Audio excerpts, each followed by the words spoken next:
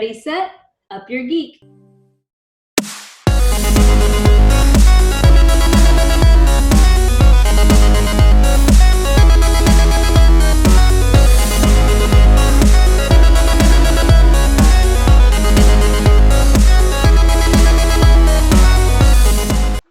Hello. Hi, how are you? I'm well. How are you? I am well. Good. Nice to meet you. Nice to meet you too. All right. Well, my name is Lou Lamar. I'm the CEO and the editor-in-chief and the chief content officer at Up Your Geek. We have a website, upyourgeek.com, and we focus on all things in pop culture. And this ComicCon at home, these panels that came after the pandemic shut everything down. Yeah. Really great for people that are at home and are kind of going through those maybe those woes or getting anxious about staying at home. This gives them some entertainment. Absolutely. I think this is great too. I mean, a lot of people that might not have been able to go to Comic-Con before are able to like join into these conversations for the first time. This is a pretty cool thing. It's not the same. It's but no, at least it's something. not the same, but it is. Right. This is so. For everyone that's going to be watching, Kristin Turnipseed, right? Yes. And you're the lead cinematic artist at Halon Entertainment. Is that correct? I'm actually a visualization supervisor. All right. There's Halon Entertainment's going to have a Comic-Con at Home panel going on discussing the remote real-time, the age of virtual production. So I'm interested to talk about that. But first, can you tell us what your job is and what you do at Halon Entertainment? Sure. Yeah, I've been with Halon for going on almost 5 years now. I started off as just a regular artist, a pre-viz artist, and a post-viz artist. Over the years, I've learned Unreal and kind of brought on some more skills. Currently, I am a visualization supervisor, and to which I help guide teams and clients towards kind of their cinematic vision in creating previs and assets to help them see their vision before they have to invest in like building it or actually filming it with actors and such. To this end, really, what we do at Halon is we help provide a sandbox for directors, for DPs, for stunts, for art department, for pretty much everyone. And it can be their own individual sandboxes where they can explore little things, but then it's also a great place for all of them to kind of take their individual sandcastles and put them together and see how it works as a whole before, like I said, before really applying too many other resources to it, which is really great. It's a lot of fun. It's cool to kind of see these early workings of filmmaking before the film's actually made, and then you see the final results and you're like, I know how that idea started. That's awesome. So that I love the I saw the trailer to a little bit about what we're going to see. I love the idea that you go to these sets and you take photographs and then take those back and you kind of build that world visually. How does that process work? Yeah, so it's a process. It's LiDAR or photogrammetry, and you just take as many photos as you can, and you kind of run them through a program. It'll stitch them all together and output like a point cloud or a geometry of your set, just based on the many pictures that you take. But what's nice is that like this, we're able to incorporate that right into Unreal Engine. And almost right away, we can go ahead and have multiple people looking into that area. And because it's an Unreal Engine, we can set down cameras, we can throw in, actors, we can throw in all of these cinematic elements, and you can start planning out shots, and this can be based on a real place, that you don't, with the current situation of the world, Yeah. not everybody can hop on a plane and go to location scouts now. Right. But if you know that that's where you're going to be shooting, you can really make your game plan ahead of time instead of arriving on location to shoot and finding, oh no, there's this rock here that we hadn't planned for, and that's where I need my camera to be. You can plan for these things ahead of time, or even better, if it's something that you're planning on doing in CG or in a game, you can scan these real world places and use them as your sets, even in a CG sense. So really, it's nice. It kind of sees both the gaming and the cinematic, and it just kind of helps to bolster things. But I feel like something like that, especially in our when we eventually get to the post-COVID version of the post-COVID era, I think it's gonna help productions a lot in planning and everything, and making sure that everyone's safe on set while still moving forward with creating their vision. One of the interesting that you something that you said there was that because of we're in this pandemic, what do you find most challenging now continuing to work in the pandemic that we're in versus when we weren't there? I mean, you obviously had more access to things. So how have you made those changes to make what's happening now work? Right. Yeah. Well, I mean, right off the bat, like we super quickly, Halon, as a whole, really quickly moved our entire workforce to a remote operation, and it happened so quickly. Like our IT guys and gals are geniuses. It was a huge undertaking. We did it. So we very quickly got our entire workforce to be remote. Our workforce here, as well as our people in the UK. As well. With the transition that allowed us to do that was, I mean, using remote desktop and workspaces. Obviously, everybody knows emails and chats and Slacks and all of these things are big. I think one of the biggest things that's been maybe not so much a hurdle, but it's something we've had to work around is, yeah, you're right, you're not really kind of with your team anymore. It's where a lot of creative juices really start to fly. That being said, I mean, at Halon, our teams are, I mean, we get to be really close, and a lot of us have worked together for a long time, and we just kind of really already had that in our work culture, that that we're just this creative ball where everybody's allowed to throw in ideas, and every time we bring in new people, we really bring in people that kind of really fit with that culture. And I think because of that, it's helped us to maintain that creative gusto and that creativation, where a video chat is not the same as having someone right next to us, but we can still translate a lot of that through video, because we already have these relationships in this work culture that really promotes a lot of this creative spitballing and these ideas, and a lot of camaraderie, which is really great. I think that's been very helpful. Obviously, the amounts of emails are always a challenge. Yeah. I think that's not all specific. I feel like that's kind of everybody in this work from home space. Yeah. Well, it's huge. The work that you're doing, and you talked about Unreal Engine, and I watched a video clip of you discussing, how the lines are blurred between the cinematic and the video games, and we use that engine to make those, I guess, those video games have more of a cinematic feel, and so exactly where. So we're seeing video games now that look more and more realistic, to where people are like, these are people now. They're almost, and some films are actually being made in that style now, that just you need a real actor in there. How do you guys work around, let's say, if is there any visualizations that you create if an actor is not present?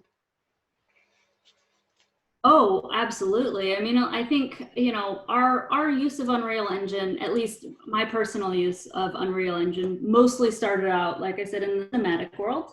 And a lot of that stuff I'm seeing being applied in the game world. Halon does have a history of working within the game world as well. Again, for like cinematics, in-game trailers, or in-game cinematics and trailers and such.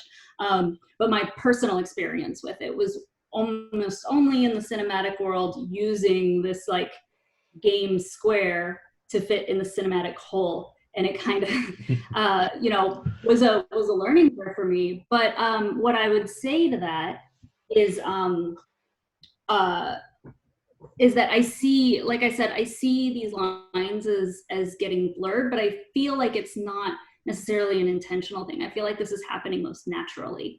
Games are getting more efficient. The processors are getting stronger. Unreal, their software is getting smarter. Their technicians Yeah.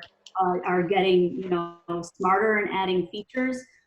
We've worked really closely with Epic. We at Halon have worked really closely with Epic to kind of help give feedback on how we're utilizing it and what kind of tools might be, best suited for the type of work we do with it. And in return, like we get how to use a lot of this from Epic. So our relationship with them is really great, and it's been very helpful for us to be able to build this into a tool that we can use not only on the game side of things, but definitely on the cinematic side of things. And I think that born from that is this natural. The game side looks at it and says, well, Unreal can do all of these cinematic things, and we're already using it, so Yeah. let's keep going with it.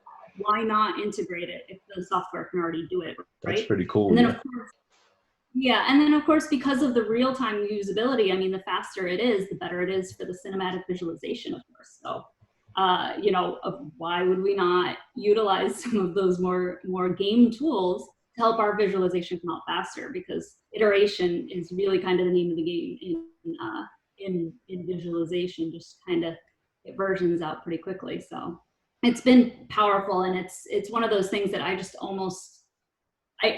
obviously I worked in previs before I Yeah. had used Unreal, so I know how previs was done without it. But it also it almost feels like that was ages ago that the industry was moving. Well, the technology moves so fast. It's tomorrow it'll be something more advanced that we're looking at. I'm convinced that the visuals are going to get such where, I mean, you're not even going to be able to tell between Yeah, the I know. characters. It's coming along at such a clip that, like, and especially I feel like, especially now that we're in this COVID world, I think that a lot of the things that Unreal had introduced as very useful tools, but maybe people we kind of saw their usefulness, but it's kind of, you have to get the rest of the industry to really accept a lot of these things as well.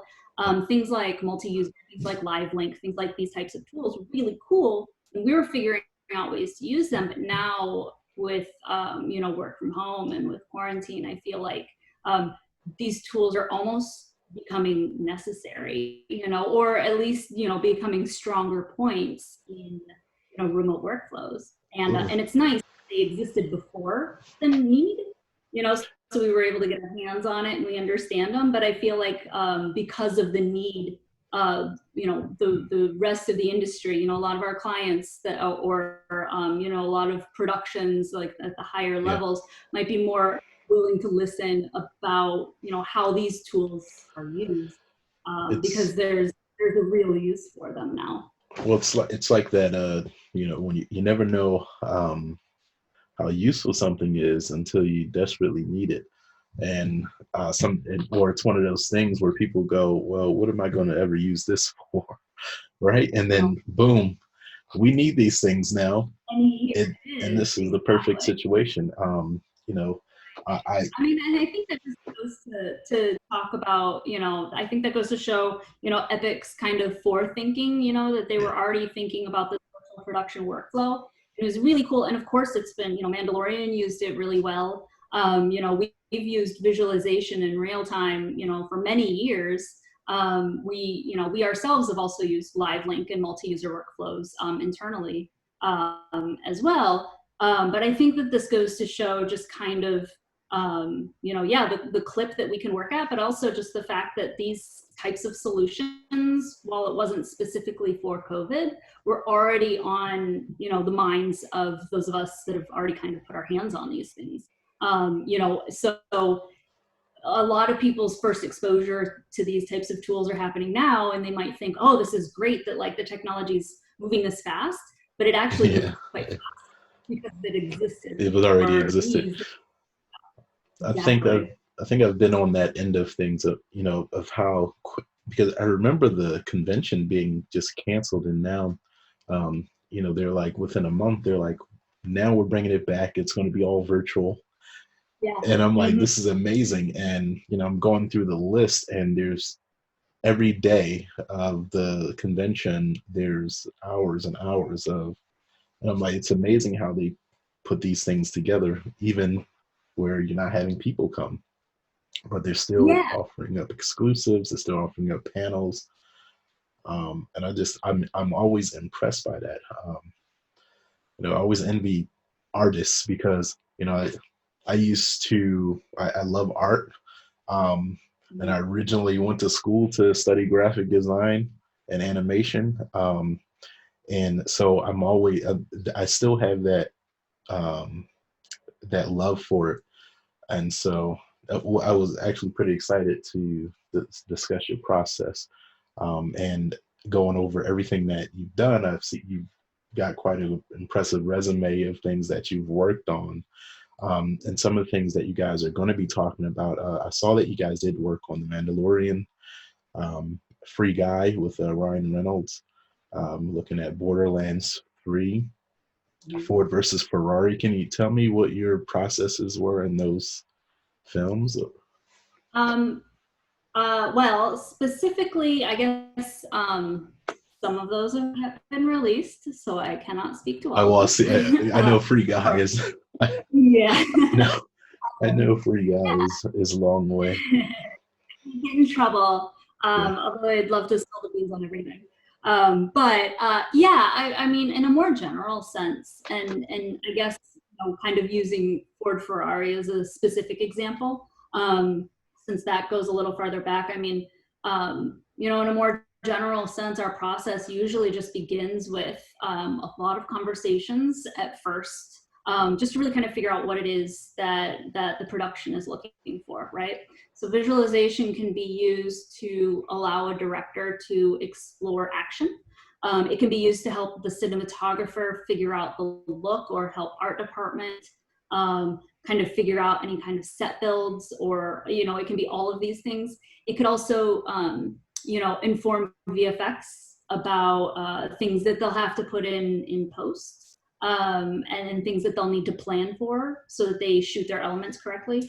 But then it can also inform, a lot of technical things.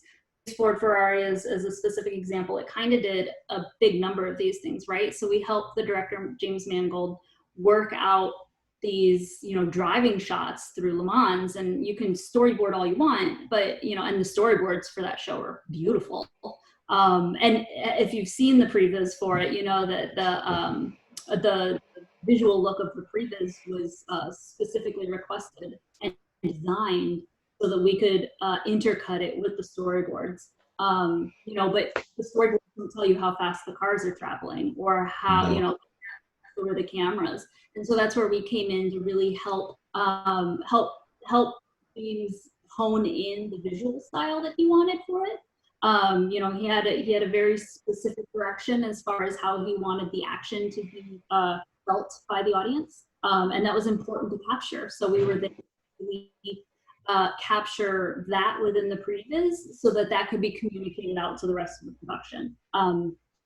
In addition to that, they were able to use our previs to, we worked alongside with the stunt directors, and to figure out what safe traveling speeds would be. Obviously, in the real race, they're going hundreds of miles You know, but once we got a fair amount into the previs, we were able to go back and say, okay, but they're going to shoot this section in Atlanta, or this section in France.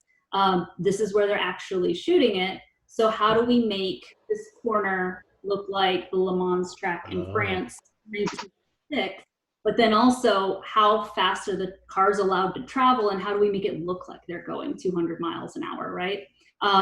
So a lot of our previs can really inform those types of technical things. So when they get, you know, when they get out to that intersection in Atlanta, they're, you know, nobody's standing around saying, well, how do we make this work? They have a plan. They have a game plan. They know, you know, what car needs to travel how fast and exactly where to put the camera to get the shot that they need, you know, ahead of time. And they can show this visually to all the production and say, this is what we're making today, guys. Yeah, so we served a couple different purposes. So usually, I guess I would say, yeah, it really just starts with figuring out, you know, what the production needs to solve. You know, what problems do they have? What information do they need? And how can we best give it to them? And then from there, you know, we just take whatever reference they give us, if it's images or boards or, you know, photographs, whatever they've got, and go work. And we just start building stuff. That's pretty impressive. The just hearing it, we know that a lot of work goes into these films, and just a lot of people, I guess, don't recognize like even the smallest details. Sometimes, in doing that, sometimes you don't realize, like, because we're watching the film, and we're like, wow, that really looks like, you know, 1966, or that really looks like 1980, or that, and sometimes you don't people don't realize that some of those are like visually done, you know, artistically. Yeah. And it's not actually the city sometimes, or it might be a small part of the city, but they've made it look like it's from, you know, 30-40 years ago. Yeah. And it looks so real, you don't even pay attention to it. And I guess that's a lot of that's got to do with camera focus. But if you visualize something in the background, people aren't really looking at that. But still, if you are, the detail is amazing. Well, and I think, you know, it's visualization is not necessarily just the director's tool either, right? So often we're there at the request of a director, not always. Sometimes it's a visual effects supervisor or something. But often we're there at the request of a director. But, you know, once the previs is created, it can be accessed and used for the most part by any part of the production. So, for example, and not to say that this is specifically what happened on Ford Ferrari, but for example, you know, if we can go in and we know exactly, you know, where a lot of the cameras are, and the director's like, this is what I want to shoot, and these are the angles, then really art department and production designers are able to go in and say, okay, well, we're shooting in this direction. We're not shooting in that direction. So we'll build stuff back there should it, you know, end up in camera, but let's focus on the stuff out there. And we can, yeah, and like I said, not to say that that's specifically happening for Ferrari, but, you know, it can inform those branches of a production just as much as it can, you know, the director. It can inform more specifically on shows such as Ad Astra. We worked really closely with the art department, sharing schematics and scales back and forth for the opening tower sequence. When Brad Pitt's character, you know, steps out of the tower and then climbs down the ladder, we acquired a model of it from art department, but then we had to modify it so that the director, James Gray, could get the shot he wanted. And we were able to give our adjustments to the set back to art department so they could build to those adjustments. Oh, that's awesome. As he had designed it, yeah. And so it can be a sandbox for everyone, but like I said, it's, you know, everybody can also kind of parse the information out of it. That's amazing to know that all that is going into sometimes paying attention to the detail and taking care of those things, because sometimes things don't work practically on film and you have to tweak it a little bit. And you know, the work that you're doing and adding either some visualizations that, you know, will look great on camera to the audience. I Mhm. mean, it's all an impressive undertaking. What would you say that has been your most seminal experience in all the work that you've done? Ooh, that's an exciting one. I'm not really sure. I mean, it's uh, well, the very first time I saw something that I knew I specifically made Yeah. show up on camera, and that happened in Logan, a shot that I had like Ah, previs action, and then that shot, the action that I had actually like filmed reference of myself showed up in the movie, and that was personally extremely gratifying.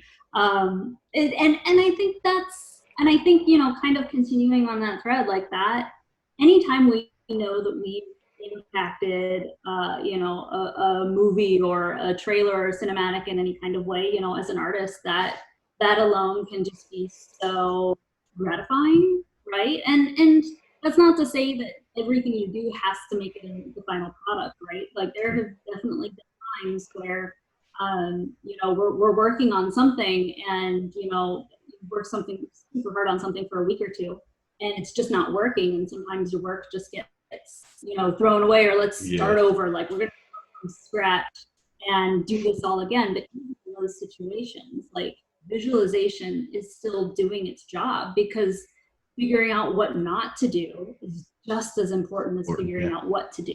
You know, and so I think it's, if we're even if it's a situation where we're able to, you know, help a production not, I don't want to call it a mistake, but like, you know, help them figure out what they don't want, you know, knowing that we've made that impact is gratifying. But of course, you know, when you see it on the big screen, you know, that's also yeah. There's probably pretty, nothing more you exciting than know, that, seeing your own work live. exactly.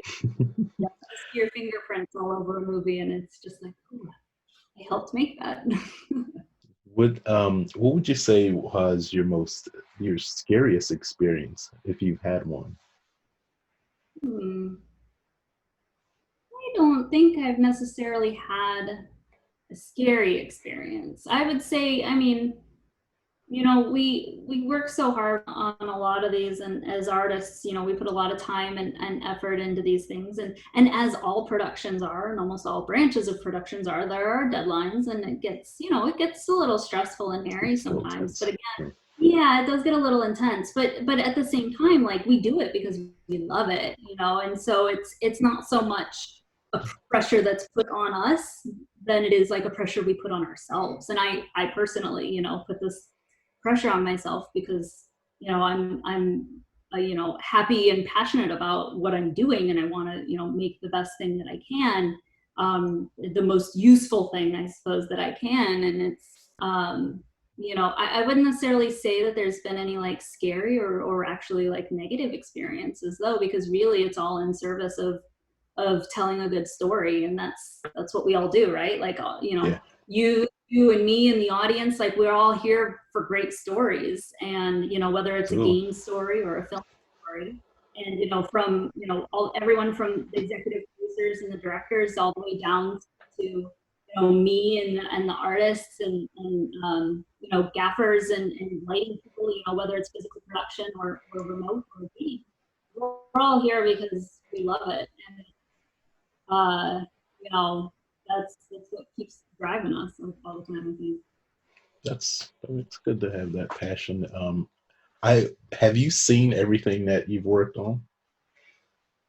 Um, no, no. Well, there's a couple things. Yeah, there's a couple things that are still hanging out in the ether that I have not been able to see yet. So it is always fun when you do get to see versions of it during production or early previews. Yeah, I always see. I ask that because sometimes there's entertainers or actors who they don't watch their own movies, and Uh, it's like, you know, if you've done work on something, would you want to see it or have you see it. Sometimes it's a time thing, like they didn't have time to do it, or sometimes it's like they don't like to watch themselves on screen. So Yeah, visually, like if you're doing something artistically and you know, like would you take the time to like, you know what, I actually want to see my work. Um, absolutely. I don't think there's anything that's been released that I haven't seen yet, actually. No, I can't think of anything that's been released that I haven't seen yet, which is, I guess that's pretty gratifying. It's yeah. funny, my husband and I have this fun little, you know, side banter as well. Whenever we're watching something that either one of us have worked on, we elbow each other. That's my shot. That's That's good. fun. But yeah, I don't. Yeah, I think I enjoy watching the stuff that I've worked on, and it's like I said, it's gratifying to see your own work on screen. Absolutely. Halon Entertainment presents ComicCon at Home panel. What will you guys be discussing at this panel? And this panel will be Friday. Yes. And we are looking at 4 p.m. Is that Pacific, Eastern? I believe that is Pacific time. I imagine Pacific. it was Pacific. So, and if you can kind of go to the website and actually schedule to be notified of all of the panels. And I see this remote real time, the age of virtual production. Could you tell us a little bit about what you guys will be discussing, and Yeah, what can viewers hope to get from this? absolutely. Yes. A lot of what we'll be discussing is it's in addition to me, we'll have a couple of the other supervisors as well as our CEO Chris Garter and owner and founder of Halon, Dan Gregoire. And yeah, we'll be kind of collaboratively discussing our transition to work from home in a bit more detail and specificities than what I've gone into today, but and from different perspectives as well, as we were all kind of working through different shows and different projects at the time that it happened, which presented a level of different challenges. But we'll be going into a lot of that. I think we'll be going a little bit further into some discussions on Mandalorian and some of our more virtual art department based workflows, which is quite exciting.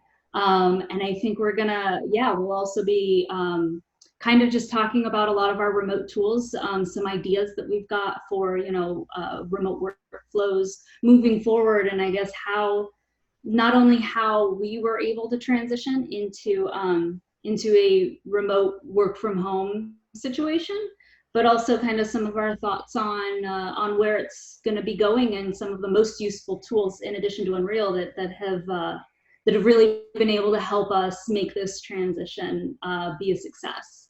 Because we really do think, at Halon, it has been a successful transition to remote. And I think we're going to dive a little bit further into some of those. So it was a fun discussion. I think a lot of the viewers are going to get a lot out of it, whether it's fun, interesting little tidbits like I've been able to share with you today about behind the scenes filmmaking stuff, which I always find to be fun and interesting. But then also we'll be able to discuss a few more technical details as well on exactly how we made these transitions. So a little bit for everyone. So, what do you hope the viewers or people tuning in will get from you guys in this conversation? What are you hoping to inspire? Yeah, well, I mean, I'm really hoping to inspire, especially a lot of up and coming artists, new filmmakers. Just because everything is work from home now, like it almost feels like there's an access to some of these tools have really opened up. Through things like Unreal was always free, but access to assets and stuff. I feel like a lot of open source has opened up since we've gone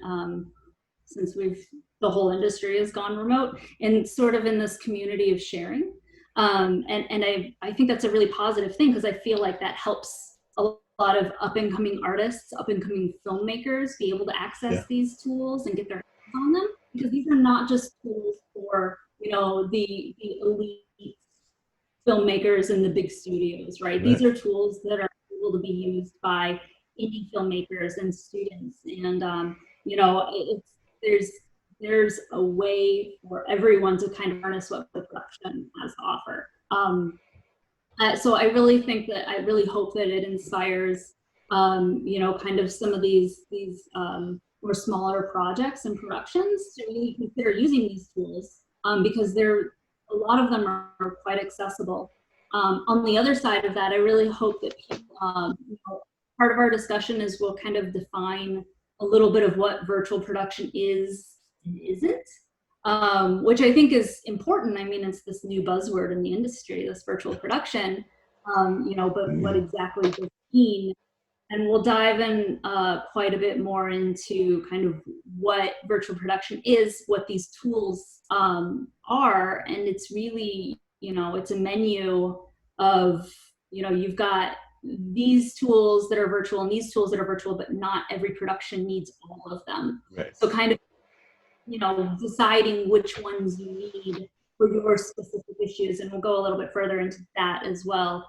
So I really hope that it helps inform not just artists out there, but also, you know, those that are thinking of producing a project, or, you know, kind of the other departments that interact with any kind of visualization, to help better understand what it is that we're able to provide, and how best that they can use it for their own projects as well. Awesome. I love that. The thing I love about the convention scene, aside from, you know, the comic and pop culture things, also is that there's always these educational and panels that are, you know, I go into some of them and I see artists in there, and they're, you know, listening to you guys speak, and, you know, everyone there, they're taking a piece of that information with them and applying it to their own lives. And I love that these conventions offer those panels also. You know, there's people in there teaching you art and visualization, directing, and I mean, there's even lawyers in there sometimes teaching you how to copyright your own material. I think that it's awesome that you can go pick up a comic book and then go in here. Hey, if you're creating your own stuff and you want to know what the legalities are behind that, there's a informational panel for that. I think that this, and I've looked at, you know, the schedule when I was going through, and you guys there's a pretty big crowd of people scheduled to watch your panel. So I think that's awesome. Yeah, I love it. I think that these, you know, these conventions and Comic-Con specifically, I mean, you know, big studios can get information out of it, you know, Yeah, smaller projects and artists, indie artists can get information out of it. And then of course, there's always the fans, and, you know, the fans come for all of this information, and whether they know what, you know, multi-user editing is or not, it's always yeah, still fun to kind of get these behind the scenes things, and anytime we're able to, you know, give details and snippets of what we've seen behind the scenes of some of their favorite movies is always, you know, fun and gratifying. So I think that, yeah, this community of sharing information, whether it's, you know, us talking about virtual production, or like you had mentioned, you know, sharing legal information on how to utilize your art or to display your art, or whatever the topic might be. I think that this is just such a, you know, such a fun and and I guess, like, it's a, how do I best say it? I don't know. It just kind of makes me so happy that, like, to belong to such a community, you know, and of caring and just kind of giving this information out in service of helping up and coming artists, you know, do the best that they can, or to be able to focus on their art, because that's why we're all here. that is that's awesome. I mean, you've kind of summed up everything. And there's everyone can tune into ComicCon at home with Halon Entertainment. Their panel will be 4 p.m. Pacific time. If you're on the East Coast, that's going to be 3 hours forward. You are going to get some great information. and Kristin, some of the projects that you've worked on, fans will really get a kick out of. And I see the ones that that you definitely can't talk about. I see that in. I know. I wish I could talk about them because they're fun. I looked at some of the titles and I was like, yeah, definitely we can't maybe talk about next year. yeah, maybe next year. I want to thank you for speaking with me. I hope that people that tune in, they will really enjoy the discussion about the work you guys do, because it is really important to the film world, to the gaming world. And I think that if anything, people will come out of this realizing just how much of that detail doesn't just come from, turning on a camera and saying action. There's a lot of things that go before that and after that, and you guys are kind of like those people that it's like these are the really important people that you don't realize are putting all this work in for these projects. So I think that it's great, and Logan is one of my all-time favorite movies. So you have to tell me what scene that you worked on that. Do you remember the scene you worked on? I do actually. It's in the vehicle. Laura punches out the back window with her claws. That I actually have some. There's archived cell phone footage of me performing that so that I could use it as animation. That's cool. Yeah, which is exciting. That's awesome. Now I'm gonna watch Logan and. I know. It's a lot of fun. Yeah, thank you so much. This has been a lot of fun. I always really enjoy talking about all this stuff, but then also getting this information out to your fans and your followers. Like this is it's a lot of fun for me. So thanks for having me, and thank you for your kind words, and thanks for hosting this. This has been a lot of fun. I hope everyone really enjoys all of the talks, but I hope you enjoy our talk. Thank you, Kristin. Yeah, of course. Thank you. I appreciate it. You have a good rest of your day. Thank you. You too. All right. Bye. See ya.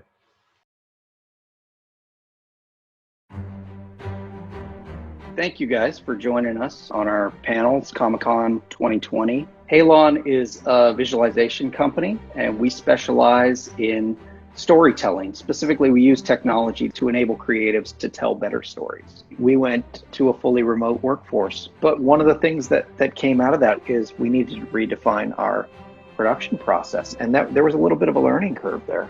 The difference between how video games are made and how movies are made, I think those lines are getting quite blurred. Obviously, Unreal Engine was built as a game engine. We've worked alongside Epic to utilize it in a very cinematic way. And I think that's to the benefit not only of film to kind of adopt some of the efficiencies that video games have inside them, but also for video games to kind of bring in a lot more of these, cinematic elements and incorporate them into the games. Taking on projects such as Mandalorian, we can go to a set and we can, fully take a couple thousand pictures and then turn around and rebuild that in a software package and then turn around and kick that into Unreal. Just being able to shoot a 12-hour sunrise or a 12-hour sunset, those opportunities are endless.